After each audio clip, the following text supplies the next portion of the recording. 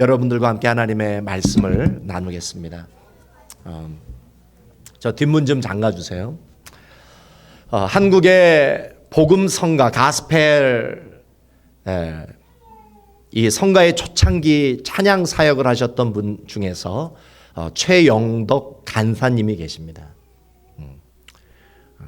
여러분 좋아하는 낮엔 해처럼 밤엔 달처럼 그렇게 살 수 없을까, 이거를 작사 작곡하신 분이죠. 찬미예수 500, 1000, 1500, 2000. 주옥과 같은 가스펠을 많이 작사 작곡했던 분.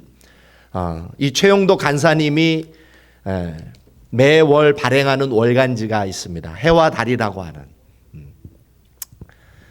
인간적으로 보면 최영도 간사님보다 고난이 많으신 분이 없는 것 같습니다. 어릴 때 최영도 간사님은 친어머니로부터 버림을 받았습니다. 사춘기 때는 온몸이 굳어가는 질병을 앓았습니다. 불치병을 앓았습니다. 또 찬양 사역자로 살아갈 때는 이유도 없이 수년간 목소리가 나오지 않았다고 합니다. 그런데 더 큰 시련은 나중에 찾아옵니다. 하나밖에 없는 딸 로아가 뇌 종양으로 세상을 일찍 떠나게 됩니다.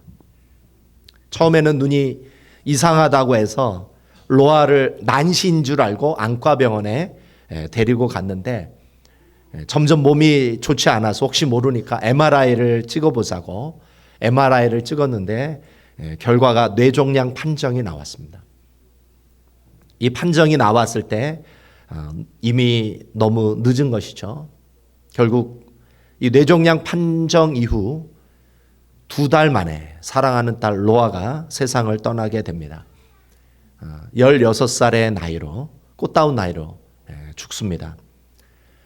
찬양 사역자로서 온몸을 다해서 달려온 헌신자로서 자신의 사랑하는 딸을 지켜주지 못한 것에 대해서 너무나 가슴이 아프고 또 얼마든지 원망할 수 있는 상황인데, 여러분이 이런 상황을 맞이했다면 여러분이 하나님께 충성한 것밖에 없어요. 순종한 것밖에 없어요. 근데 이러한 고난이 찾아왔을 때 여러분은 어떻게 반응하시겠습니까? 여러분 가운데 원망하지 않을 사람 있습니까? 그럼에도 불구하고 이 최영덕 간사님은 원망 대신에 찬양 쪽을 선택했다고 합니다. 여러분, 감사와 찬양은 그런 마음이 있어서 하는 게 아니에요. 여러분, 결정이고 결단인 줄 믿습니다. 이왕 나의 딸이 떠난다면 임종의 자리를 가장 값진 이별의 순간으로 만들어 주자고 다짐하고 마지막 날 이제 딸이 죽는다고 했던 그 날의 병원을 찾아갑니다. 일반적으로 임종을 하면 15분에서 한 30분 정도밖에 시간이 주어지지 않는다고 합니다. 그런데 하나님께서 특별히 최영덕 간사님에게 특별한 은혜를 주셔서 로아와 24시간을 함께 있을 수 있도록 하나님께서 은혜를 주셨다는 것이죠. 마지막 하루를 엄마 아빠가 가슴에 안고 로아와 수없이 많은 대화를 나누었다고 합니다. 그때 최영덕 간사님이 제일 먼저 로아에게 했던 말은 감사하다는 말이었대요. 16년간 엄마 아빠가 너로 인해서 얼마나 행복했는지 모른다. 16년간 함께 해준 거에 대해서 감사했다고 합니다. 두 번째 했던 말은 용서를 빌었다고 합니다. 하나님이 너를 나에게 맡겨주셨는데 더 사랑해 주지 못하고 더 케어해 주지 못해서 미안하다고 사과했대요. 그리고 마지막 세 번째 했던 말은 다시 만날 소망에 대한 이야기를 했답니다. 지금은 잠시 이별하지만 예수님의 약속을 믿고 우리가 죽어서 새로운 몸, 부활한 몸으로 하나님이 우리에게 부활한 몸을 주실 때 우리는 다시 만날 수 있다. 다시 만날 그 소망에 대해서, 그 영광에 대해서 마지막으로 이야기를 했다는 것이죠. 심장 박동이 서서히 멈추는 순간 최영덕 간사가 딸을 위해 찬양을 불러주기 시작을 합니다. 주님여 이 손을 꼭 잡고 가소서. 찬양을 하면서 마치 결혼식장에서 사랑하는 딸의 손을 신랑 예수님에게 넘겨주듯이 찬양으로 그 마지막 순간 로아의 그 죽음을 찬양으로 이렇게 대신했다라고 하는 그 죽음의 순간을 마무리했다는 간증을 최영덕 간사님이 해 주신 적이 있습니다. 여러분, 저는 이것이야말로 크리스찬의 삶이라고 저는 생각을 합니다. 우리에게 주어진 삶의 현실, 여러분 예수 믿는다고 좋은 일만 있을까요? 예수님 믿는다고 복된 일만 있을까요? 그렇지 않아요. 예수님 믿어도 우리의 삶이 얼마든지 나쁠 수 있고 여러분이 상상하는 것보다 생각하는 것보다 더 안 좋을 수 있다는 것. 예수 믿어도 내 육신의 모습이 얼마든지 무너질 수 있고 고통 속에 여러분 살아갈 수 있어요. 나에게 주어진 상황이 예수 믿고 나서 어떤 것이든 여러분 참된 크리스찬, 참된 믿음을 가진 크리스찬들은 감사하기로 결정하는 줄 믿습니다. 찬양하기로 결정하는 줄 믿습니다. 그런 마음이 없어도 그것을 결정하는 순간 성령 하나님이 내 마음에 도와주셔서 내 깊은 내면에서 찬양이 터져 나오게 해 주시는 줄 믿습니다. 성경은 이것을 믿음이라고 이야기합니다. 진짜 믿음이라고 이야기합니다. 여러분, 참된 믿음은 나에게 좋은 일이 일어났을 때 그때 감사하는 것을 말하는 것이 아니라 내가 받아들이기 쉽지 않은 고통에 찾아와도 그것마저도 하나님이 나에게 부여한 미션이라고 생각하고 받아들이는 것이 여러분 믿음인 줄 믿습니다. 고난 중에, 고통 중에, 절망 중에 하나님을 찬양하는 것, 그리고 하나님을 향해 담대한 감사로 나아가는 것, 이것이 진정한 믿음이요, 진정한 감사인 줄 믿습니다. 그런 의미에서 우리는 추수감사절을 맞이해서 우리가 감사할 제목들이 얼마나 많은지 몰라요. 고난 가운데서도 감사할 수 있고, 아픔 중에서도, 질병 중에서도, 실패하고 다 망하는 가운데서도, 다 잿더미가 돼버린 내 인생 속에서도 우리가 감사할 수 있는 믿음이 있다면 우리에게 얼마나 많은 감사의 제목이 있나요? 감사의 제목, 이유를 하나님께서 우리들에게 보게 해주시고 깨닫게 해주시면 우리는 이 추수감사주일에 얼마든지 여러분 감사하고 찬양할 수 있는 사람이 될 수 있는 줄 믿습니다. 오늘 본문은 굉장히 유명한 본문입니다. 오늘 이 예배에 나오신 여러분들 가운데 하나님을 영화롭게 해드리고 싶지 않은 사람은 없습니다. 그러나 정작 어떻게 하나님을 영화롭게 할 수 있는지 그거를 또 아는 사람은 많지 않아요. 여러분, 하나님을 영화롭게 하는 거 어려울까요? 쉬울까요? 어렵다고 하면 어렵고 쉽다고 하면 쉴 수 있어요. 어떻게 하나님을 우리가 영화롭게 할 수 있느냐면 감사할 수 있다면, 여러분 찬양할 수 있다면 하나님을 영화롭게 할 수 있는 줄 믿습니다. 하나님을 자랑하라라고 하는 책을 썼던 존 파이퍼 목사님이 이렇게 얘기를 했어요. 우리가 언제 하나님을 가장 영화롭게 할 수 있느냐? 그 목사님이 이렇게 얘기를 하더라고요. 내가 어떤 상황 속에서도 하나님을 만족할 수 있다면 그 사람은 하나님을 가장 영화롭게 할 수 있다. 여러분 가운데 하나님을 지금 만족하고 계시는 분은 아멘 하시기 바랍니다. 그러니까 여러분은 하나님을 가장 영화롭게 하고 있는 거예요. 우리가 순교, 내 목숨을 하나님 앞에 드리고 내 전 재산을 다 바쳐야 하나님께 영화롭게 할 수 있다. 그렇게 해야만 하나님을 영광스럽게 할 수 있다. 이렇게 이제 생각하시는 분들. 물론 그렇게 해도 하나님께 영광이 됩니다. 그러나 그 아무나 할 수는 없는 것이죠. 그러나 누구나 하나님을 가장 최고로 하나님을 영화롭게 할 수 있어요. 언제? 하나님을 만족할 수 있고 지금 감사할 수 있고 찬양할 수 있다면 여러분은 하나님을 가장 영화롭게 할 수 있는 줄 믿습니다. 여러분, 성공하고 행복한 사람도 하나님을 영화롭게 할 수 있어요. 감사할 수 있기 때문에. 자, 성공하고 행복한 사람이 하나님을 감사할 때 그 사람이 하나님을 영화롭게 할 수 있는 이유는 무엇일까요? 그 성공과 행복의 원인이 누구에게 있다는 걸 아는 거예요? 지금 내가 행복한 삶을 살고 있어요. 지금 내가 하는 일마다 너무 잘 됩니다. 성공하고 있어요. 근데 그 사람이 감사해요, 하나님께. 거기서 그 사람이 하나님께 감사한다는 것은 무엇을 의미합니까? 지금 이 성공과 행복의 원인이 누구에게 있다는 걸 아는 거예요. 하나님께 있다는 걸 아는 거예요. 그때 하나님을 영화롭게 할 수가 있어요. 자, 이렇게 성공하고 행복한 원인이 하나님께 있음을 알고 감사하는 사람은 그 성공과 행복 때문에 절대 그 신앙이 변질되거나 타락하지 않아요. 그리고 이 성공과 행복은 하나님이 나에게 주신 사명이라는 것을 알아요. 사명. 하나님이 나에게 주신 은사다. 자, 사명이라는 것은 무엇을 의미합니까? 사명.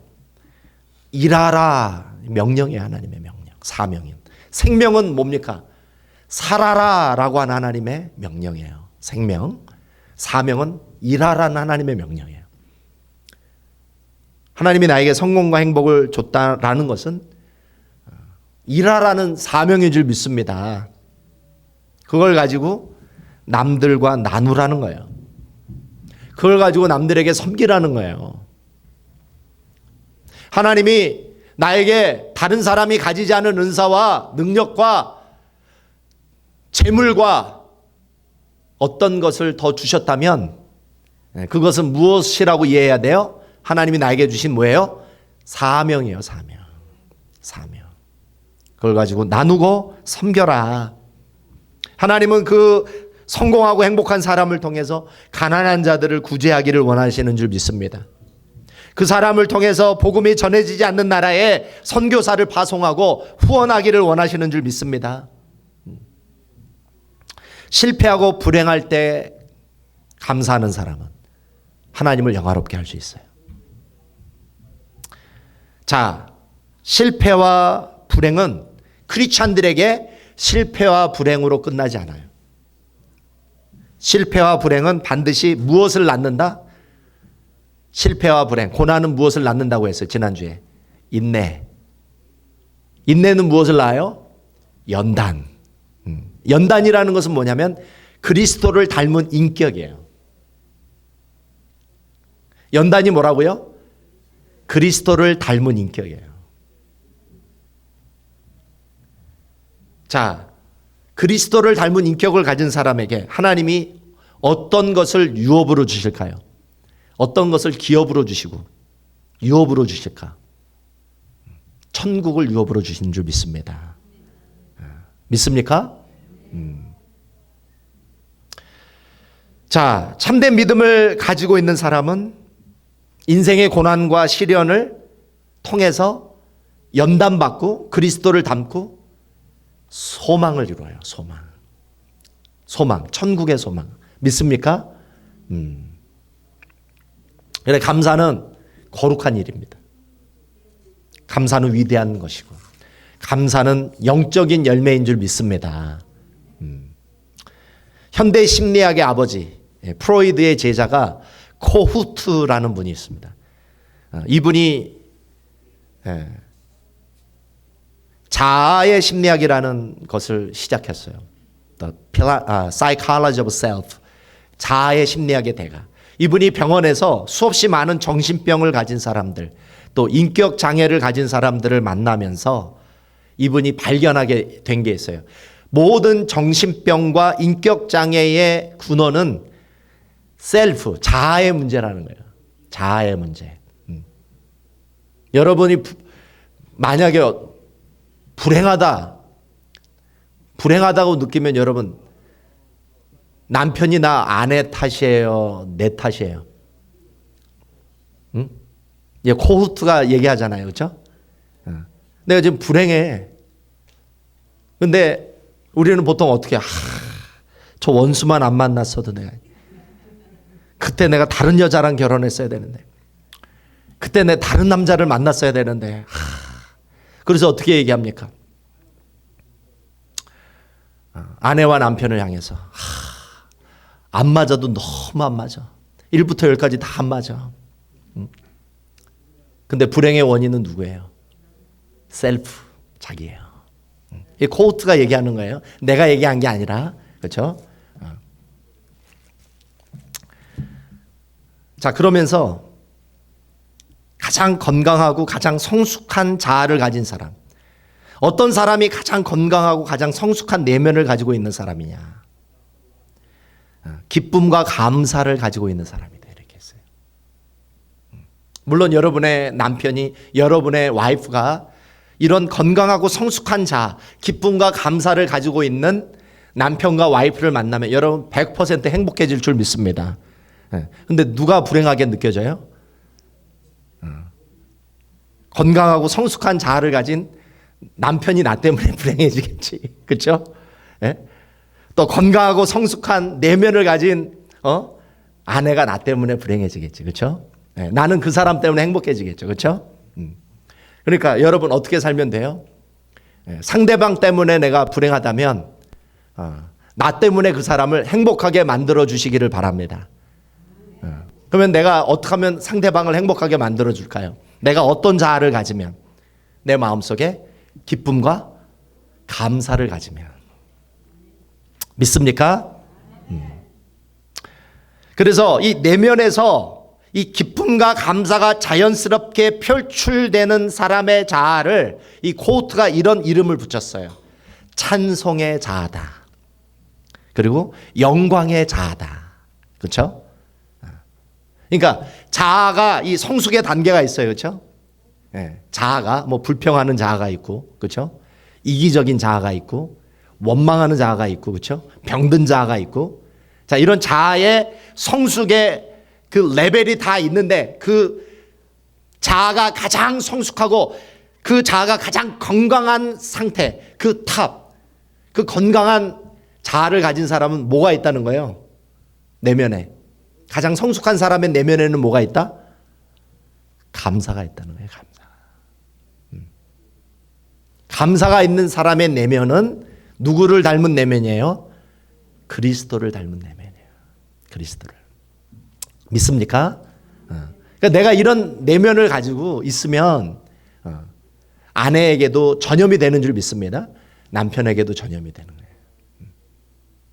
그러면 시간이 가서 행복해지는 거예요. 다. 믿습니까? 인간이 경험할 수 있는 가장 고상하고 가장 아름답고 가장 존엄한 감정이 뭐냐? 찬양과 감사라는 거예요. 찬양과 감사. 우리 성가대가 가장 건강하고 가장 성숙한 자아를 가지고 있을 가능성이 높은 줄 믿습니다. 성가대 하다가 힘들다고 포기하면 돼요? 안 돼요? 성가대 봉사하는 거 어떻게 해야 돼요? 쭉 가야 될 줄 믿습니다. 그러면 여러분이 가장 건강하고 가장 성숙한 자아를 가지고, 그 내가 이전에 얘기했죠. 건강한 자아, 이 찬송과 감사, 영광을 가진 사람들은 그렇지 않은 성가대에 봉사하지 않는 사람에 비해서, 그렇죠? 면역 세포가 몇 배가 더 많다라고 그랬어요. 내가 1000배 이상이 많아요. 100배가 아니에요. 1000배 이상이 많아요. 그래서 성가대 오래 하는 사람은 암에 안 걸리는 줄 믿습니다. 암에 안 걸려요. 그러니까 여러분 암에 안 걸리고 싶다. 어떻게 하면 됩니까? 찬양팀과 성가대로 섬기시기를 바랍니다. 믿습니까? 그래서 건강하고 싶으면 병원 가기보다는 성가대 하세요. 성가대. 찬양팀 하시기를 바랍니다. 저는 지난 한 주간 손양원 목사님을 묵상을 했습니다. 손양원 목사님. 제가 제일 존경하고 가장 닮고 싶은 목사님이 손양원 목사님. 이 손양원 목사님의 별명이 뭐냐면 사랑의 원자폭탄이에요. 사랑의 원자폭탄. 한국 교회사 100 몇십 년에 걸친 한국 교회사에서 가장 예수님을 닮은 한 분을 뽑으라면 그분은 단연 손양원 목사님이에요. 나만이 아니라 다른 목사님도 다 그렇게 얘기를 해요. 자, 이 손양원 목사님은 천형이라고 하는 하늘의 벌이라고 이야기하는 이 천형을 받았다고 가족들마저 외면했던 나환자들을 자식처럼 돌봤던 분이에요. 너무나 그 쌀이 썩어 문드러져서 같은 환우들도 근처에 가기를 꺼려했던 나환자들에게 가서 그 피고름으로 끈적이는 그 중환자들 얼굴을 어루만져주고 안아주고 그리고 함께 식사하고 기도해 주셨던 이 손양원 목사님에 대한 증언이 이어져 내려오고 있습니다. 이분은 일제시대 때 신사참배를 반대하다가 일본 경찰에 의해 연행돼 5년 감옥살이를 합니다. 그리고 1945년 해방이 되고 나서 이 손양원 목사님에게 감옥에서 나온 이 목사님에게 너무나 끔찍한 비극이 찾아옵니다. 1948년에 여수에서 여수 순천 반란 사건이라는 게 일어나요. 남한에 있던 그 공산주의자들이 여수 순천을 장악을 합니다. 그래서 인민위원회라는 것을 만들어요. 그때 손양원 목사님의 두 아들이 순천사범학교랑 순천중학교를 다니고 있었는데 그 두 아들이 학교에서 기독교 복음을 증거하면서 공산주의의 잘못에 대해서 이야기를 했어요. 공산주의는 하나님의 존재를 인정하지 않는 무신론적 사상이다. 그걸 가지고 우리는 행복할 수 없다. 구원받을 수 없다. 우리는 예수님을 믿어야 된다. 이렇게 복음을 증거하다가 공산주의자들에 의해서 이 손양원 목사님 두 아들 동인 동신이가 체포를 당합니다. 그리고 인민재판에 회부가 되어서 공산주의자로 전향하라고 설득을 하는데 그걸 거부했다가 총살형으로 죽어요. 두 아들이. 그때 이 두 아들이 죽기 전 최후 진술에서 그들이 했던 말이 이렇게 기록되고 있습니다. 죽어가면서 총살 직전에 이렇게 얘기를 해요. 너희들도 회개하고 예수님 믿어라. 나는 죽으면 천당 가지만 너희들은 그 무서운 지옥 형벌을 어떻게 막겠느냐. 아버지여 내 영혼을 받으시고 저들의 죄를 용서하여 주옵소서. 그리고 총살로 죽습니다. 둘 다. 그리고 총살당해 죽은 동인 동신군을 애양원교회 여수 애양원교회 목사님 손 목사님이 목회하시던 그 문둥병 환자들이 예배드리는 그 애양원교회 교인들이 그 시체를 거두어서 장례를 치러줍니다. 그때 장례식 주례는 그 애양원교회에 부흥회를 했던 하러 오셨던 전도사님이 인도해 주십니다.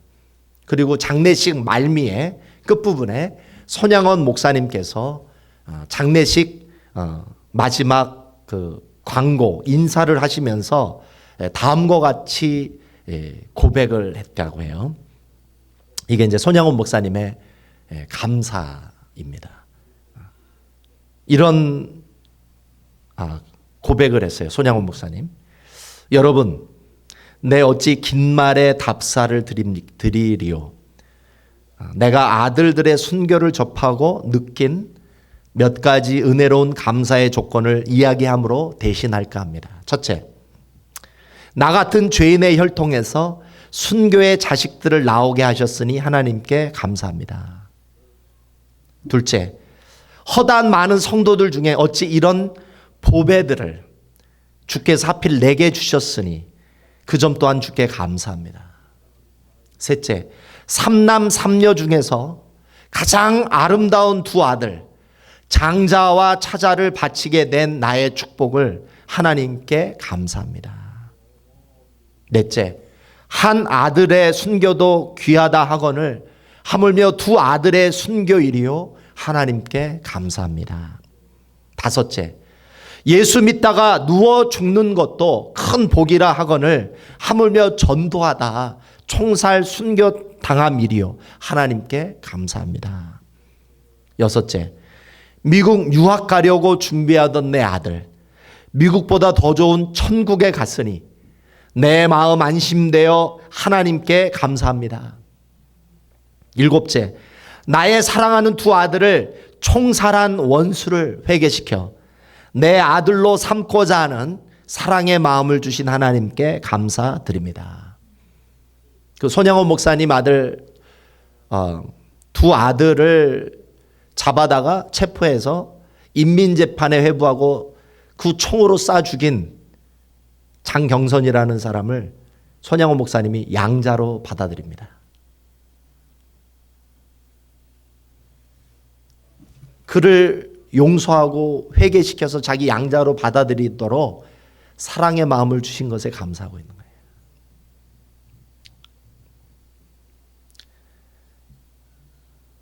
여덟 번째, 내 두 아들의 순교로 말미암아 무수한 천국의 아들들이 생길 것이 믿어지니 우리 아버지 하나님께 감사합니다.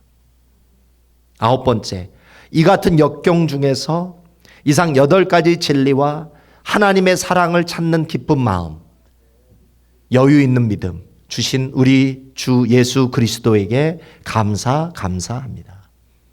끝으로 나에게 분수에 넘치는 과분한 큰 복을 내려주신 하나님께 모든 영광을 드립니다. 이 일들이 옛날 내 아버지, 어머니가 새벽마다 부르짖던 수십 년간의 눈물로 이루어진 기도의 결정이요, 나의 사랑하는 애양원 형제 자매들이 23년간 나와 내 가족을 위해 기도해 준 그 성의의 열매로 믿어 의심치 않으며 여러분께도 감사드립니다. 사랑하는 여러분, 이게 바로 절대 감사예요. 절대 감사. 두 아들의 죽음 앞에 이와 같은 감사를 드렸던 손양원 목사님의 고백을 들으며 여러분 어떤 생각을 하고 계십니까? 여러분 보통 사람 같았으면 두 아들 죽음 앞에 아마 하나님 원망했을 거예요. 하나님 왜 내 두 아들 지켜주지 못했나요? 내가 무슨 죄를 졌길래 왜 내 두 아들을 지켜주지 못했나요? 이렇게 원망하지 않았을까요? 하나님께 충성만 했던 자신에게 어떻게 이렇게 하실 수 있을까? 항의하면서 아마 무너졌을 가능성이 높습니다. 그러나 이와 같이 두 아들의 죽음 앞에 감사할 수 있었던 것은 손양원 목사님이 이 땅에 속한 사람이 아니었기 때문에, 이 손양원 목사님이 거듭난 사람이었기 때문에, 하늘에 속한 사람이었기 때문에 이런 감사가 가능한 줄 믿으시기 바랍니다. 완전히 목사님은 천국의 가치관으로 완전히 바뀌어져 있는 사람이에요. 정말 예수님을 믿는 것이 진짜라면 내 속사람이 물과 성령으로 거듭나서 내 속사람이 진짜 거듭나지 않으면 이런 절대 감사를 할 수가 없어요. 2019년 여러분에게 많은 일이 있었을 거예요. 여러분에게 원하든 원치 않든 여러분에게 많은 일들이 있었을 거예요. 그런데 저와 여러분이 이 땅의 가치관에 매여 있다면 우리는 이와 같은 감사를 할 수 없어요. 그러나 우리가 하나님의 사람이고 우리가 정말 소망하는 것이 이 땅이 아니라 천국이라면, 우리 속사람이 진짜 성령의 능력으로 변화된 것이 맞다면, 우리가 정말 예수님을 진짜 만난 것이 맞다면 우리도 손양원 목사님과 같이 절대 감사로 나아갈 수 있는 줄 믿습니다. 여러분 이와 같은 절대 감사의 신앙을 가지고 여러분이 감사하실 수 있다면, 여러분이 지금 마음이 불행할 수도 있고 괴로울 수도 있습니다. 여러분이 지금 성공하는 인생을 살고 있는 분도 있고, 또 어떤 분은 그렇지 못한 분도 있지만, 어떤 상황 속에서도 여러분이 감사할 수만 있다면 하나님은 여러분을 통해 영광 받으실 줄 믿습니다. 하나님이 여러분을 통해 영화롭게 될 줄 믿습니다. 우리 기도하겠습니다. 우리 기도하면서 하나님, 우리도 최용덕 간사님, 손양원 목사님과 같이 절대 감사를 드릴 수 있도록 도와주십시오. 아버지, 내 눈을 열어서 아버지 하나님의 그 놀라운 그 경륜과 섭리와 그 사랑을 보게 해 주십시오. 불행과 실패 중에도 하나님의 아름다운 계획이 있고 그 가운데서도 하나님의 선하심이 있습니다. 우리의 성공과 행복 속에 하나님의 사명이 있습니다. 우리도 믿음으로 감사할 수 있습니다. 여러분, 오늘 이 아침 감사하기로 선택하십시오. 찬양하기로 결정하십시오. 여러분의 내면에서 자연스럽게 그 은혜가 표출될 줄 믿습니다. 오늘 이 말씀을 같이 묵상하면서 하나님, 나도 이와 같은 심령을 가질 수 있도록 도와주십시오. 우리 함께 기도하겠습니다. 아버지 하나님, 감사합니다. 오늘도 아버지 하나님, 이 아침에 저희들 귀한 도전을 받았습니다. 아버지, 우리가 생각할 때 정말 상상할 수 없는 고난과 환난을 맞이했음에도 불구하고 우리의 믿음의 선조들은 아버지 감사했습니다. 찬양했습니다. 그 속에 있는 하나님의 선하심을 아버지 볼 수 있었습니다. 그 속에서 감사의 제목을 발견할 수 있었습니다. 아버지 하나님, 2019년 우리가 어떻게 살아왔든, 우리가 무엇을 만났든, 우리가 무엇을 경험했든 그 속에 하나님이 함께 하셨음을 믿고 하나님이 그 선하시고 그 사랑하신 은혜로 저희들을 이끌어 주셨음을 우리 믿음으로 바라보며 감사할 수 있는 오늘 이 아침이 될 수 있도록 인도하여 주십시오. 하나님을 사랑합니다. 감사합니다. 찬양합니다. 주님, 영광 돌립니다. 예수님의 이름으로 기도합니다. 아멘. 우리 찬송가 308장